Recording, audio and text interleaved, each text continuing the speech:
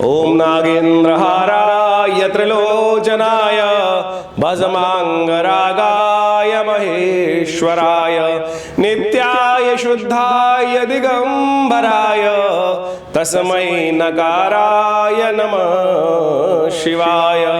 ओम त्र्यंबकं यजामहे सुगंधिं पुष्टिवर्धनम् उर्वारुकमिव बंधनान् मृत्योर्मुक्षीयमामृतात्। नमस्कार, स्वागत है आचार्य वाणी में आपका। मैं आचार्य डॉक्टर विक्रमादित्य आपका स्वागत करता हूं। और मेष राशि वालों के लिए 6 अगस्त का अवसर, मंगलवार की तिथि और द्वितीय मंगलवार का अवसर है, द्वितीय तिथि है। और इस दिन ग्रह नक्षत्रों के दृष्टिकोण से संधारा दूज का योग बन रहा है। यदि ग्रह नक्षत्र दृष्टिकोण से देखा जाए तो आपके कार्यों में अच्छा सा उत्साह आपको बनता दिखाई दे रहा है। शुक्र के साथ चंद्रमा विराजित होकर आपकी राशि के अनुसार से पंचम भाव में बैठे हैं, जो कई मामलों में आपके लिए मार्ग अच्छा करता दिखाई दे रहे हैं। चलने की ज़रूरत है और सही मार्ग पकड़ने की ज़रूरत है, उसमें कहीं ना कहीं आगे बढ़ने का योग बन सकता है। मंगलवार का दिन, हनुमान जी के स्तवन करने दिन, सावन का सोमवार और सावन का मंगलवार पड़ रहा है और साथ ही बात जो सुंदर योग चल रहा है। तो ऐसे में हमने विवेकानंद योगाश्रम में इस दिन बड़ा कार्यक्रम रखा है।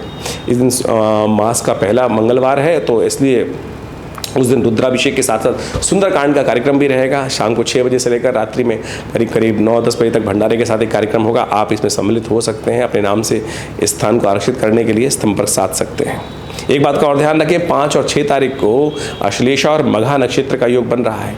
ये मघा, अश्लेषा, मघा नक्षत्र रेवती, अश्विनी मूल नक्षत्र की तरह गणमूल के अंतर्गत आते हैं। तो ऐसे में इन नक्षत्रों में जो जन्म लेते हैं उनको मूल शांति अवश्य कराने का प्रयास करना चाहिए। अन्यथा जीवन में कई बार बेकार के कष्ट होने के योग बार बार बनते रहते हैं। इन सब से निवृत्त होने के लिए सुंदर तरीके से कार्य करने का आपको प्रयास करना चाहिए। भगवान का स्तवन करने का अवसर है और मूल शांति का मंत्र वास्तविक तौर पर भगवान शंकर का ही मंत्र होता है। तो ऐसे में अवश्य 27 दिन तक 1,000 जप कर मूल शांति कराने का प्रयास करें। और जिन जातकों की बड़े होने पर उनको पता है कि नहीं की गई थी परिवार के द्वारा मूल शांति, वो इस समय भी करा सकते हैं और करा लेनी चाहिए। इस बात का ध्यान रखते हुए कार्य करें। 7 अगस्त का अवसर, बुधवार की तिथि, बुधवार और तृतीया तिथि है। मधुश्रवा तीज का योग बन रहा है। ग्रह नक्षत्रों के दृष्टिकोण से यदि हम बात करें तो ये समय आपके लिए सही मार्ग पर आगे चलने का योग दिखाई देता है और बहुत सारे लोगों से आपको रास्ता भी प्राप्त होगा, सहज अच्छा सा योग बनता दिखाई देगा। तो आप कोशिश ये करें, मन शांत कर सही मार्ग पर चलते हुए कार्य करने का प्रयास कीजिए। ग्रह आपके लिए पूरे उचित रूप से हेल्प करते दिखाई दे रहे। हरियाली तीज है।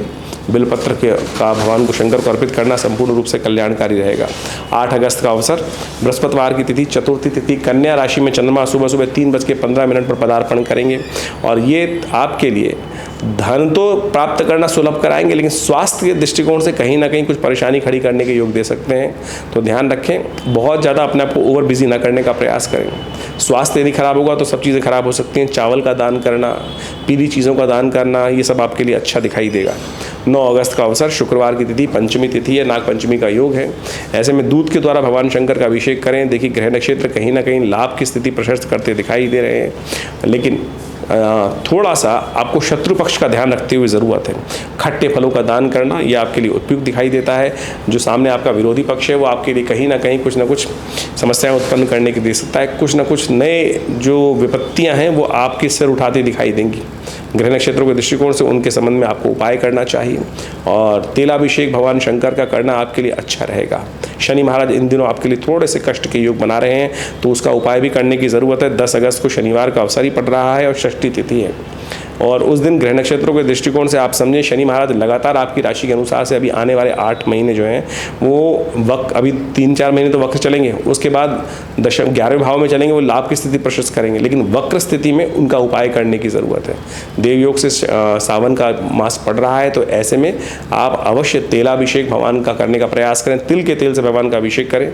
शनि अनुकूल होंगे और शनि का नेगेटिव प्रभाव आपके जीवन से दूर होगा। ज्योतिष विज्ञान के अनुसार से जब हम गणनाओं को समझते हैं तो उसका प्रत्यक्ष रूप से प्रभाव जीवन में क्या कुछ पड़ रहा है वो अच्छे से समझ में आ सकता है और उसी के परिवर्तन के रूप में यदि हम कुछ परिवर्तन लाने का प्रयास करें, कर्म को बदलने का प्रयास करें, तो जीवन में बड़ी से बड़ी विपदा का निदान भी मिल सकता है। ये भी प्रत्यक्ष प्रमाण है और हजारों लोगों ने इसका लाभ लिया है। ज्योतिषी गणनाएं बता देती हैं कि आने वाले समय में कैसा समय आपके लिए रहेगा और उसी के अनुसार से यदि हम जीवन में रास्ता मार्ग परिवर्तन कर लें तो अपने जीवन में हर्ष उल्लास आनंद के मार्ग भी प्रशस्त कर सकते हैं। हमने आपके समक्ष में आपकी जन्मपत्री, आपके प्रश्न को समझते हुए, साथ साथ आपकी ग्रह गणना की राशि के अनुसार से समझते हुए, जो कुछ समय को समझते हुए आपके समक्ष रखा है वो आपको अच्छे से समझना चाहिए। देखिए, काल गणना ज्योतिष की जो है वो कई प्रकार से की जाती है। एक तो जन्मपत्री के हिसाब से की जाती है, एक गोचर के हिसाब से की जाती है, और अनेक अनेक ऋषियों ने अनेक अनेक मत उसके संबंध में उपस्थित किए हैं। उन समस्त मतों को एक साथ यदि अध्ययन के रूप में रखा जाए तो उससे बहुत कुछ जानने को मिल सकता है। और सबसे बड़ी बात तो ये है कि केवल जानने को नहीं, बदलने का रास्ता भी प्रशस्त हो सकता है। ऐसे किसी भी विज्ञान का फायदा नहीं है जो केवल बता दे ऐसा ऐसा होने के योग है, लेकिन परिवर्तन का रास्ता ना बनाए। रेमेडियल एस्पेक्ट जो है वो ज्योतिष का बिल्कुल प्रत्यक्ष है और आवश्यकता है कि हम उस पर विश्वास करें। बहुत सारे लोग केवल इसी बातों कह देते हैं कि नहीं, हम नहीं परिवर्तन कर सकते। नहीं, ऐसा संसार में कोई नहीं है जो हम परिवर्तन नहीं कर सकते। हमने भाग्य जो बनाया है वो अपने कर्म से ही बनाया है, और हम भाग्य जो है, समय जो है, उसको बदलेंगे भी अपने कर्म के अनुसार से। और एक बात समझ लीजिए, हमको ये समझ लेना चाहिए कि हमारे कई बार क्या होता है कि हम अपने जीवन में हमने देखते हैं कई बार हमने बिल्कुल गलत भी किया तब भी हम बच के निकल जाते हैं। और कई बार क्या समस्या होती है, हमने कुछ भी गलत नहीं, किसी व्यक्ति ने कोई गलत नहीं किया तब भी वो परेशानी में फंस जाता है। क्या खेल है आपके शुभ कर्मों का, पुण्य कर्मों का। जब आपको लगे कि आप वहाँ बच के निकल गए तो भगवान का शुक्रिया अदा कीजिए कि हाँ, हमारे पुण्य कर्म थे जो हमारे वो आगे और वो हमारे जीवन में शुभ हमको दे गए। इसलिए पुण्यों का अकाउंट जो है वो हमेशा भर के रखने का प्रयास करें। और कई बार जो देखा जाता है जब जीवन में समस्या आनी शुरू हो जाती हैं अच्छे कर्म करने के बावजूद भी, तो समझ लीजिए कहीं ना कहीं पुण्यों का अकाउंट जो है बहुत जल्दी समाप्त हो रहा है और उसमें आवश्यकता है बहुत जल्दी से भरने की। इसलिए जो शुभ कर्म हमेशा कैसे भी, जब भी अवस्था मिल जाए, कैसे भी राज मिल जाए, वो करने का हमको प्रयास करना चाहिए। इसीलिए भारतीय संस्कृति में ऋषि मुनियों ने छोटे छोटे उत्सवों का निर्माण किया। ये सावन का प्रभाव है, ये भादों का प्रभाव है, ये जन्माष्टमी है, ये राखी है, ये अनेक उत्सव हैं, ये प्रदोष का व्रत है, ये सत्यनारायण का व्रत है। ये सब के सब आपको सात्विकता की तरफ ले जाते हैं, पुण्यों को उदय करने की तरफ ले जाते हैं। सुबह शाम आपके हाथ से कुछ निकल जाए, दान आ जाए, दिया लिया सामने आ जाए, तो आप मान के चले कि आपके बहुत पुण्य भाग्य उदय करने के रूप बनते हैं। तो इसलिए बहुत सारे लोग इस संसार में आपके मनोमस्तिष्क में नेगेटिव बात डालने का प्रयास करेंगे, इसका कोई प्रभाव नहीं होता। अपने दिल पे हाथ रख के समझ लीजिएगा, क्योंकि आपने भी इसको प्रभाव को समझा होगा, जीवन में बहुत बार देखा होगा। तो ये सारा का सारा खेल भाग्य का है। कई बार हम बोल देते हैं भाग्य का खेल, लेकिन भाग्य बनता कैसे है वो भी तो हमको सिद्धांत समझना चाहिए। इस संसार में नास्तिक लोग जो है ना वो आपको दिग्भ्रमित करने का प्रयास कर सकते हैं। हमारा प्रयास है इस संस्था की तरफ से आपको सही रास्ता, सही मार्ग बताने का प्रयास करें, और जो लोग समझ लेते हैं सही मार्ग पर वो आगे बढ़ते चले जाते हैं जीवन में, और कार्य को लाभ की तरफ, आनंद की तरफ जीवन में अग्रसर करने का प्रयास कर लेते हैं। तो ज्योतिष विज्ञान की गणनाओं को जो हमने आपको बताया है इसको सीरियसली लेने का प्रयास कीजिएगा, और यदि कुछ परिवर्तन कर पाए तो हमें भी अच्छा लगेगा कि आपके जीवन में कुछ परिवर्तन का रास्ता बना और आगे बढ़ने का रास्ता बना। हमारी संस्था विवेकानंद योगाश्रम पिछले करीब बहुत लंबे वर्षों से इस संस्थान को चला रहे हैं, कार्य कर रहे हैं।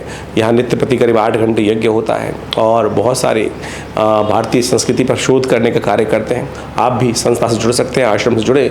हर रविवार को यहाँ सुबह 8 बजे से लेकर 10 बजे तक एक बड़ा विशेष कार्यक्रम रहता है, यज्ञ रहता है, नित्य प्रति 8 घंटे यज्ञ रहता है।